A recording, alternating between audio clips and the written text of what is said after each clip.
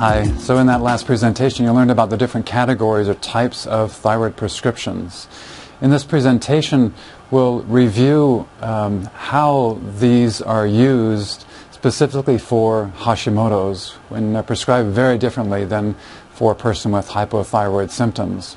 The ideal in this first phase is to bring down TSH through the use of thyroid hormones and other means, trying to find the minimum amount of thyroid hormones in order to do that. And you'll learn in the second phase how to reduce those thyroid hormones, those prescriptions, once we start to reintroduce iodide and iodine. So let's get started. So let's get into a little bit of the practical approach to how to use the thyroid hormone prescription. And treating hypothyroidism, how a doctor prescribes for hypothyroidism, needs to be very different in the treatment of Hashimoto's. With hypothyroidism, there's primary hypothyroidism, which has elevated TSH with low amount of thyroid hormone production of T4. This is just to show you an illustration of elevated TSH and low endogenous production of thyroid hormones from the thyroid cells. Usually people are put on, as I mentioned before, a dose based upon their weight and gender. They usually put on a dose which is going to be pretty close to where they're going to be. So that is added on to the low amount of endogenous production of thyroid hormones. And this increase in the circulating thyroid hormones will decrease the person's TSH. And this will drop. And TSH is the primary lab or marker which a physician will use to know if the person's taking enough thyroid medication. But prescribing for Hashimoto's has quite a different approach. One thing to remember is that with Hashimoto's there is thyroid cell destruction and the sudden release of thyroid hormones. Before that, we start off with the same graph, high TSH and low T4, and went through the example of hypothyroidism. This is what happens with Hashimoto's. There's that sudden release of thyroid hormones, sometimes to the extent the person feels hyperthyroidism, agitated, they can't sleep, they feel anxious, fearful, they don't know what's going on. And that sudden release causes TSH to drop. Now remember, with the thyroid hormones that are being released, T4 is the major thyroid hormone, and remember its half-life of 7 days. So with this sudden release, it's not as if it lasts for an hour. It's going to go on for probably 4, 5, 6, 7 days before that T4 is metabolized and broken down. And people just don't get it, and their physicians don't get it either, that why you're going through this period of hyperactivity, of anxiety, etc., that lasts for a while, and then what happens is that the TSH drops. Finally, this sudden release starts to metabolize. It'll come down. Now they have very little TSH, their endogenous hormones start dropping, and they go into hypothyroid symptoms. Basically depression, no energy, lethargic, apathetic, all kinds of symptoms when we're on the lower side of that roller coaster. Then TSH will start to increase again. Those hormones released, that sudden release, have also been metabolized after 12 to 14 days. We're kind of back in the same kind of situation with Hashimoto's after this cycle of hyper and then hypothyroid symptoms. With Hashimoto's, if you put them on a full dose of medication, which is how doctors prescribe for hypothyroidism, with Hashimoto's, you put them on the full dose and they have that sudden release, now you've got problems. And people basically freak out, and their doctor also doesn't understand. And these are doctors, in general, these are doctors that are prescribing, thinking the person is hypothyroid, but they actually have Hashimoto's. And they don't understand what's going on here if they don't know the person has Hashimoto's. So how to avoid this? How to avoid that situation? Here we are once again. And instead of doing a full dose, we start with maybe a 1/4 or 1/2 dose, depending upon the person's symptoms. But let's just say we start them on 1/4 the usual prescription. This will bring down their TSH to some extent, not like a full dose would, but it still brings it down. And then if they have a sudden release, we don't have that same hyperthyroid aggravation as that would have happened if we put it on a full dose to begin with. So this 1/4 dose reduces that possibility of having that aggravation. Again, TSH comes down. After 7 days, the sudden burst of T4 comes down. And we're kind of right back to where we began on the 1/4 dose.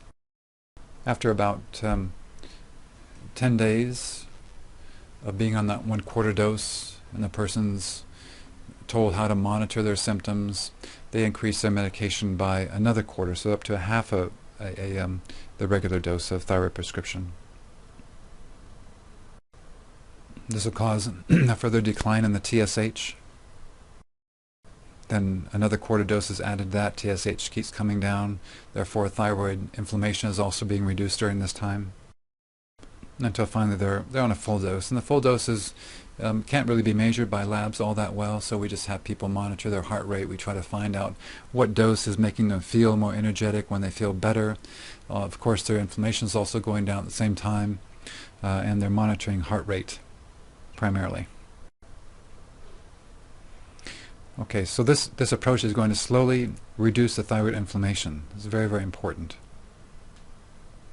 And also as a way to avoid those hyperthyroid symptoms that we saw with this table. So there's a very important consideration when prescribing thyroid hormones in this way, and everybody experiences this, so I need to explain it. Here we are back at the very beginning. The 1/4 dose of thyroid hormones is added to the endogenous. TSH will decline. What happens is that when there's less TSH stimulation, the endogenous production goes down. So if you remember, when the prescription is first added, the person will note they're starting to feel better. But after about 4 or 5 days, as TSH starts coming down, the amount of thyroid hormones produced by the thyroid goes down slightly. So it feels like they make 2 or 3 steps forward, and then they'll take a step back. So we add on another half dose. They're feeling better. They can feel it for about 3 or 4 days. TSH comes down, is lowered, which is our objective here. And the production of the endogenous hormones declines. There's a little bit of this stepping up the ladder, but taking kind of a step down once in a while. So that's a very, very common complaint that does happen. Increasing our prescription up to 3/4 the full dose. TSH comes down. Endogenous comes down. And we're finally up to a full dose. So I mentioned briefly, how do you monitor medication? How do you know what the right dose is? How do you know when to increase?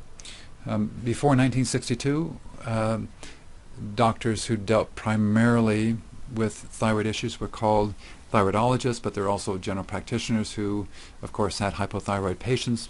Before 1962, we had no thyroid lab tests.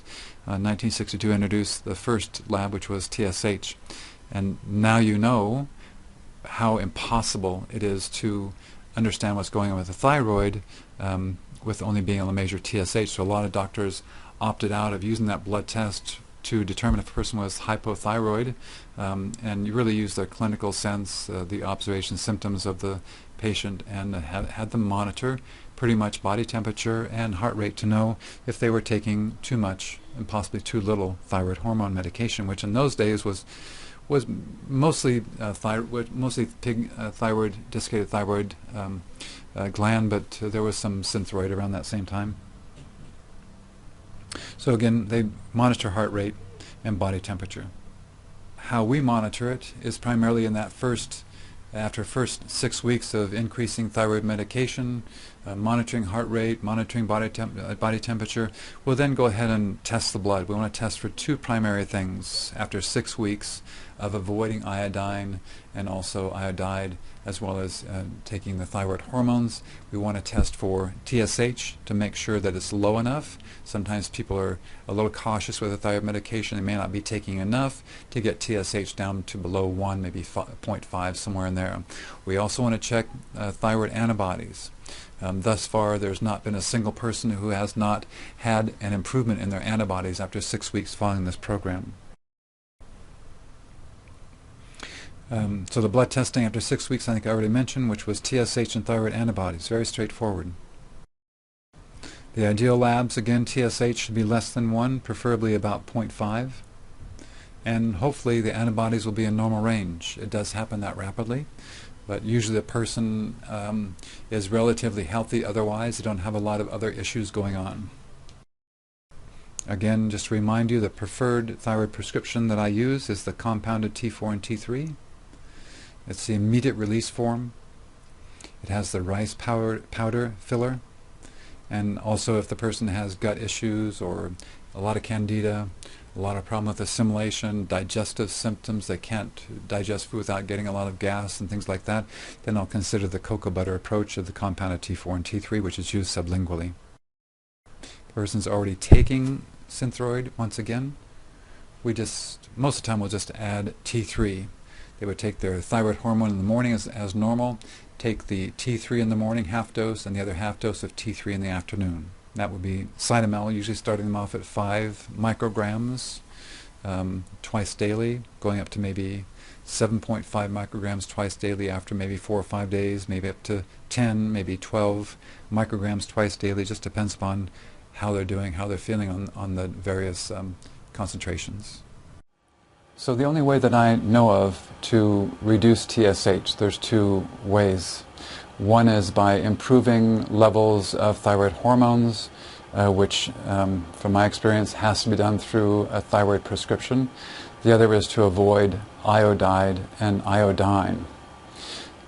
Those help to reduce inflammation because they lower TSH. But there's a couple of other nutrients which in the research has shown to be very effective for reducing thyroid antibodies. I don't think there's any way of really measuring the reduction of inflammation of the thyroid, but the research is showing the reduction of thyroid antibodies, which is a sort of a secondary cause or result of the reduction of thyroid inflammation. So let's take a look at these 2 important nutrients.